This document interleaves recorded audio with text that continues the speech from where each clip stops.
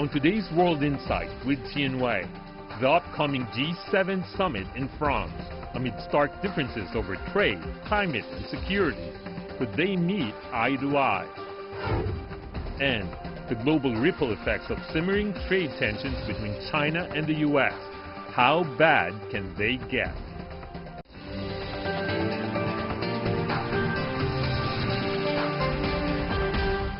And here's our host, Wei. Hello and welcome to World Insight, coming to you live from Beijing on CGTN. We begin today's show in the southern part of France, where the beach town Biarritz is on security lockdown starting Saturday to host this year's G7 summit. Before leaders from the 7 advanced economies arrived, divisions has already surfaced over Russia's membership, with U.S. President Donald Trump wanting to invite President Putin back to the table. Over the next 3 days, many say disagreements are expected also over trade, climate change, and global security. So, is any progress likely to be made this time? Before we get down to a discussion with panelists from different parts of the world, take a look at this first. These 7 countries make up half of the world's nominal GDP. At this year's annual gathering of their leaders, the official theme is to combat global inequality. But the spotlight would likely be focused on the stark division between the American president and the rest of the group. In fact, as host, French President Emmanuel Macron said he did not expect a joint communiqué would be issued after this year's meeting, marking a first in the summit's history since 1975. Transatlantic trade rifts are a major source of tensions, while wounds over Washington's unilateral withdrawal from the Paris Climate Accord and the Iran nuclear deal have yet to be patched. The contrast between different styles of leadership will also be a point of interest at the event. Some are seen as champions of multilingualism and liberal ideas, while others with untraditional outspokenness rode to power on protectionist campaigns. Britain's new Prime Minister Boris Johnson had been called Britain's Trump, and his debut as Prime Minister on the world stage will be closely watched. As Brexit looms, Mr. Johnson faces the challenge of striking a balance between the EU and the US. G7 used to be a club of like-minded leaders. Amid the rifts and differences, has G7 outlived its usefulness?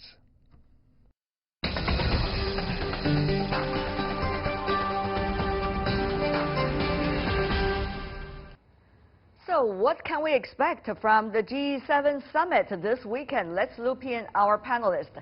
In Washington, D.C., Douglas Paul, a distinguished fellow from the Asia program of the Carnegie Endowment for International Peace. It's a pleasure to see you, Mr. Paul. In Tokyo, we invited Katsuhisa Furukawa, a Japanese expert on national security affairs, former expert on the UNDPRK panel.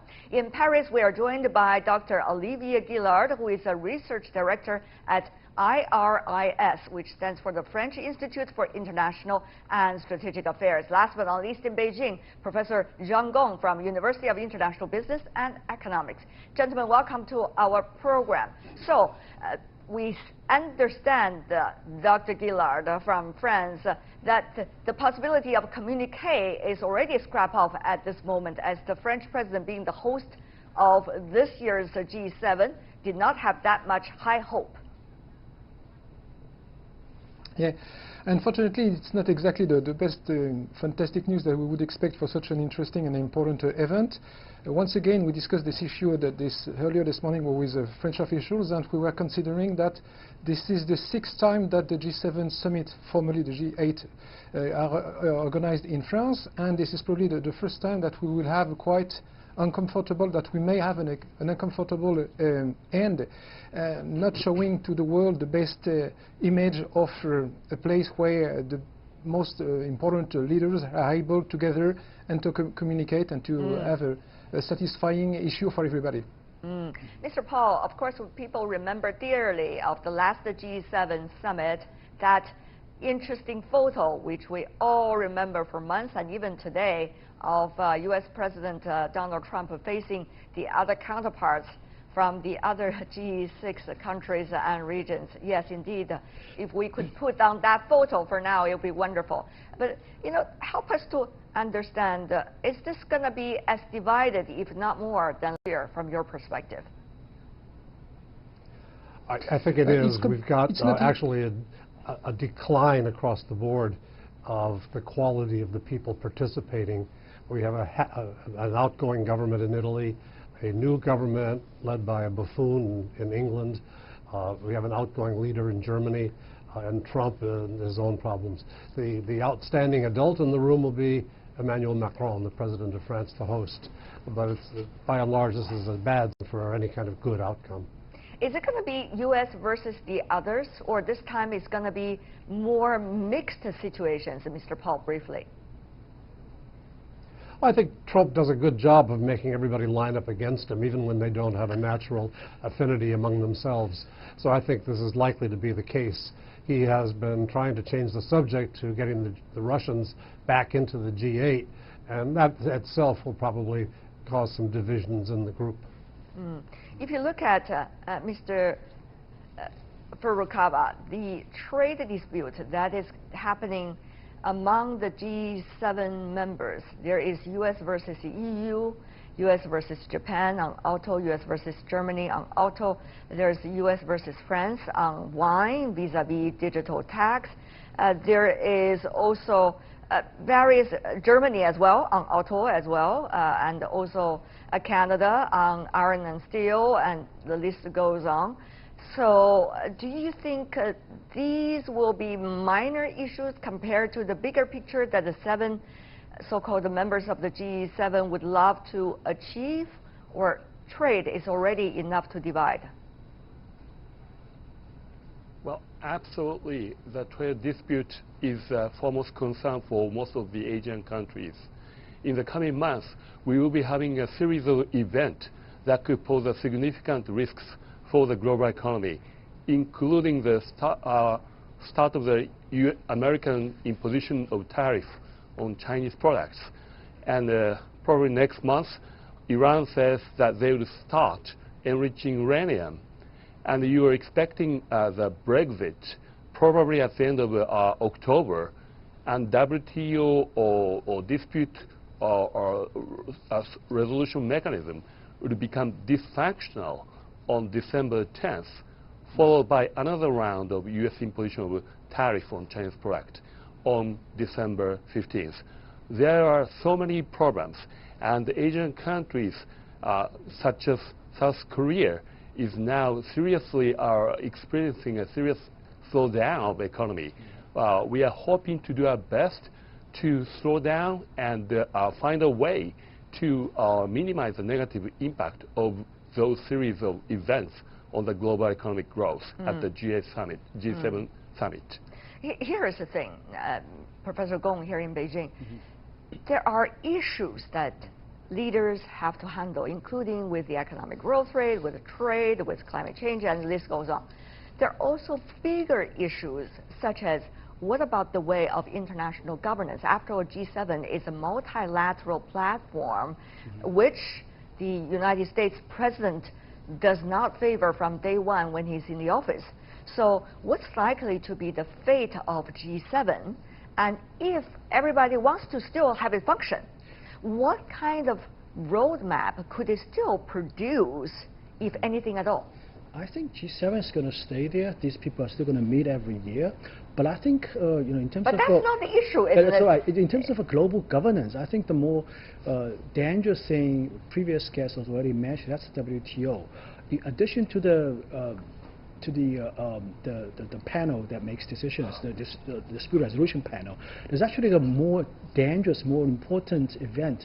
In a couple of weeks ago, the White House issued a sort of like ultimatum to the WTO, saying that within 90 days, 3 months, if there's nothing going to be done, the United States is going to treat, you know, those countries who self-identify as developing countries, they're going to do things very differently. So, you know, I think this is an open challenge to the WTO. It's not going through the due process. But how is it linked to the G7, which is what we are talking about today? Well, the thing is that I think, you know, you asked me about the global governance. I think there's a, you know, I think President Trump's attitude towards these international governance, global governance systems, is sort of just staying and also sort of a total neglect, I think. This is the thing that we really want to discuss over here, Mr. Gillard. From your perspective, I mean, it's no secret that the U.S. president, as the president of the largest economy in the world, have always been favoring bilateral, in which U.S. can play divide and conquer for the best national interest. But now, G7 is a multilateral platform.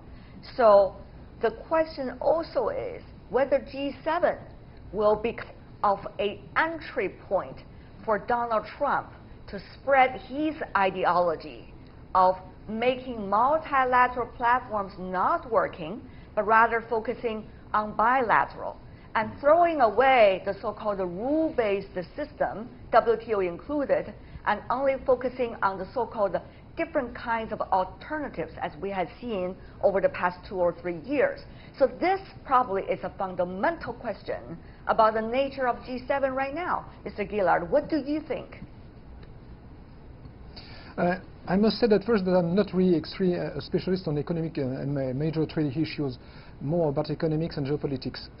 But still, the way the issue is discussed at the moment in this part of Europe, by the way, focusing on different orders, major issue regionally, we have the Brexit issue topics, we have the type of relationship that is moving from one stand to another with the United States. We need to take care about what's going on in different other governing countries. Yes. And the fact is that we're at the moment where we are having some kind of pretty discussions with our partners in Asia, in Africa, in Middle East, in Latin America as well, and others in Europe, where how do we, what is the best solution, the best option to try to strengthen the ideas of multilateralism and to discuss the fact that there is a place on this planet where there should be some kind of forums, informal or formal forums, where there are leverages to activate, to strengthen that kind of institute. Right. Unfortunately, I'm no longer sure that the G7 is the best, one of the best, one of the most successful forum to debate and to strengthen this very valuable issue. It is important because some of the most important leaders of the largest economies are gathering over there. Therefore, let me go to you, Mr. Furukawa, as well about that question. Will this be a tug of war between what President Trump has been promoting, bilateral, vis-a-vis multilateral, or will this be a point of start for other economies to correlate minus the United States? So what kind of example is this G7 likely to set for us this time? Well, certainly President Trump has a very unique character, and he's not the easy person to persuade. But you should remember that if Mr. Trump wants to really negate the multilateralism, he would not have come to a G7 summit. But he's coming. And last year at the G7 summit in Canada, eventually Mr. Trump conceded that he would follow whatever Japanese Prime Minister Abe might coordinate with the other G7 summit leaders. Certainly the G7's economic power has been declining over the past decades, but nonetheless, G7 countries still possess around 46% of the global GDP share, and those countries still share broadly the similar value and the economic systems. Therefore, as you rightly point out, the U.S. government is currently pursuing strengthening more of its character of unilateralism when it comes to trade dispute, but it doesn't necessarily mean that the U.S. government can live on its own. So, you know, this is a difficult time, but we need to find a way to engage U.S. government. How to engage? Of course, President Macron, Mr. Paul, has been having some grand plan if you look at his speeches over the past few days. But is there a hope that when you have a central idea, whether international system works, rule-based system works or not, in different leaders' minds, will they come to consensus on the way forward, Mr. Paul? I doubt there is a basis for a consensus among these leaders. This is a really disparate group. The G7 historically has had its most importance when it's concerted the efforts of the various economies to deal with either inflation or a lack of growth. We are now seeing the warning signs of a recession coming.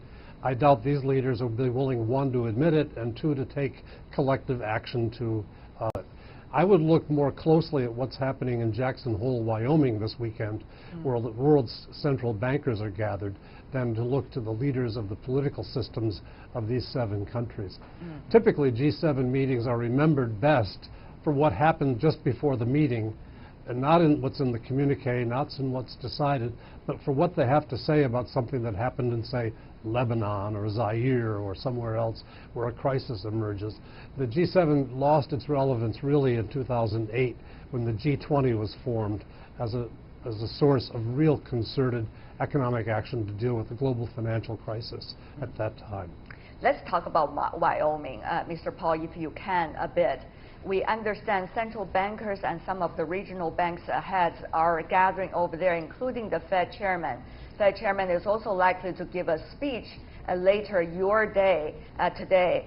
So interest rate cuts, of course, he's not likely to make any grand announcement this time, but certainly he's going to provide some hints about it. Meanwhile, his position has been threatened, Mr. Paul, if we look at the reports recently about the White House trying to rotate governors of various bankers around the country to have this position as the Fed chairman. So a lot of things are going on, both politics and financially, as we see there could be financial currency and interest rates war. So what kind of context is that setting for this G7, Mr. Paul? Well, overnight, the Chinese government announced its retaliatory tariffs on American products, and I think that will dominate the discussion in Wyoming, where the central bankers will try to find means of coordinating their policies to sustain growth in light of retreats on the trade front globally, but particularly between the United States and China. This is a kind of gloom and doom moment, and you look to the independence of the central bankers to be a source of rationality in managing the global economy. The actions you describe of the Trump administration to interfere with the independence of the Federal Reserve hopefully will not be successful. The independence is really vital to the maintenance of an intelligent economic policy. Professor Gong, in the context and the backdrop, there is the danger of an escalation of tension of trade wars, not just one trade war between China and the United States, but trade wars between the United States and several other trading partners, including many of those at the G7. So here's the thing. Do you see there is a danger if this conference doesn't work well this time? You mean the coordination? Yeah. Yes, in G7, for example. Oh, in G7. Will there be currency war possibilities and dangers of wars of interest rates, which would be the ultimate most dangerous factors if you look at the trade? Well, I think the topic of trade and trade war would definitely be raised at a G7 meeting, but I'm very skeptical that if President Trump will be persuaded by other world leaders. He is very opinionated and he is very adamant about. But what about the other way around? Will he persuade the other leaders sitting there in the hall? No, no way, no way. I mean, he's having a war with each one of them. He's having a war with Canada, with Germany, with France, and he's having a war with everybody. So I think at the G7, you know, trade will be raised, but these people will just agree to disagree, I guess. You know, they're not going to reach any kind of agreement. Now back to the Jackson Hole meeting. I think I still believe that I'm a little bit skeptical that the China issue, the trade war, will be a major topic at the Jackson Hole. It's mostly people are going to listen to Jerome Powell's speech about whether he's going to decrease interest rate. That's the major issue here. The market is prepared for this. Yeah. Is there any indication that he's going to do that? If not, you know, the market is going to tank. Otherwise, I think it's going to be okay. Well, of course, the interest rates, some say, have something to do with what's going on between U.S. and China. Some might be using that as a weapon, some suspect, of the future realities. If you look at the U.S. president, many agree he is hardly seeing eye to eye with other G7 leaders on the summit agenda. Let's count the ways. Though French President Emmanuel Macron listed climate change as a big focus of the summit, to bear U.S. withdrawal from the Paris Climate Accord at the Sicily G7 2 years ago. Mr. Macron has been trying to ease tensions in the Gulf region, the Persian Gulf, between Washington and Tehran, but it's hardly under any kinds of consideration by the U.S. Many European leaders are also, in fact, quite dissatisfied with the U.S. decision to pull out of the 1987 INF treaty with Russia.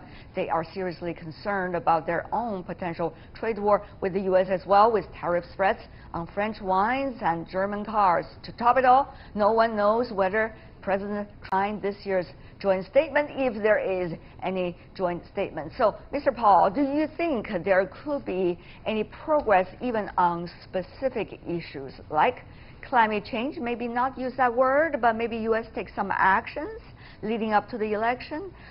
Maybe more about the trade discussions, leaders seeing one another and more on a cordial basis rather than a hostile basis.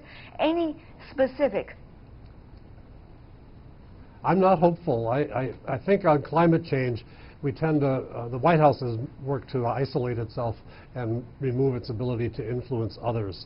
The U.S. will continue with dealing with climate change mostly at the state and local level, and that will be more effective than what's orchestrated by the White House at the national level, although there will be some damage done by the central administration. The U.S. doesn't have good ideas on these various subjects, and I don't think that they're likely to attract the support of the other parties there. Rather, they'll have disputes to air with each other rather than agreements to reveal. Mr. Furukawa, of course, Japan was quite a host for the G20 summit, and eventually was even a statement put out by all parties. What an achievement by all. But this year's G7, is Japan as hopeful as when you were a few months ago?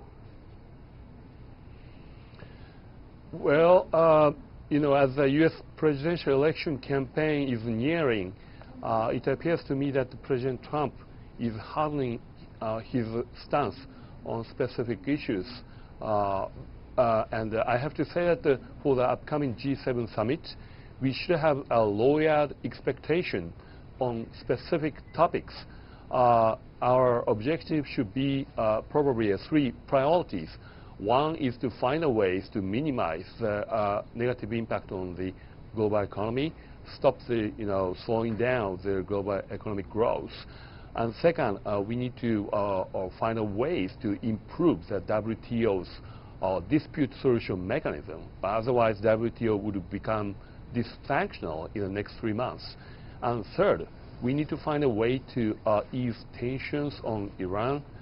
I know that all these issues are difficult, but coalition of the willings. I see. Even if U.S. may not be part of it, we have to engage U.S. on these issues.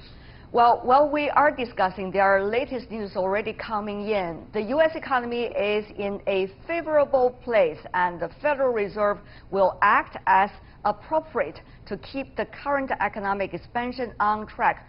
Fed Chair Mr. Paul said that on Friday in remarks that give few clues about whether the central bank will cut interest rates or not at its next meeting or not. That is the latest news just coming in. Fed Chairman making the speech suggesting U.S. economy in a so-called favorable place, but did not give much hint as to whether the U.S. will continue to cut interest rates. I will continue to monitor what's going on in Wyoming when the news is happening over there. Let's come back to our discussion. Mr. Gillard, you've been listening to your colleagues earlier as the host country, France.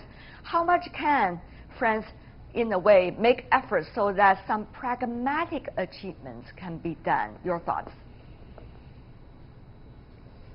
I'm sorry, I think that my expertise is extremely limited on this issue, and I could not hear you properly, if you do not mind. What efforts will France make? To what degree do you think can be achieved?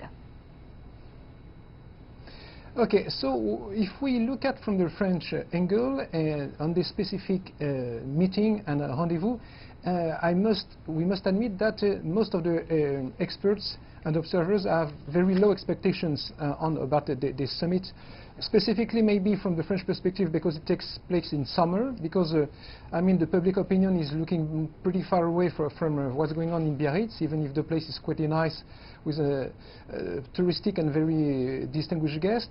But I can say that when the G7 summit takes place, it's supposed to be the highlight of the presidency of the country leading this the edition. But I'm not convinced at all that the French government has the very large expectations. When you specifically, if you receive this year political leaders who do have a kind of bilateral dispute, personal from several between them. Yes. I mean, I think about the American president and the British Prime Minister, who had recently quite unusual behavior with his counterpart here in Paris.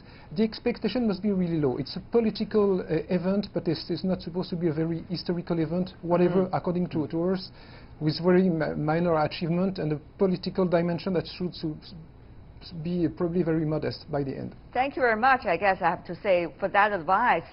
Let's not expect too much. Actually, let's expect as little as possible so that you will not be disappointed for this year's G7. But for now, I want to thank the 4 guests helping us to see what's really going on over there. Douglas Paul, Katsuhisa Furukawa, as well as Olivia Gillard and Zhang Gong. Really appreciate it, gentlemen. Thank you so much. Have a great weekend.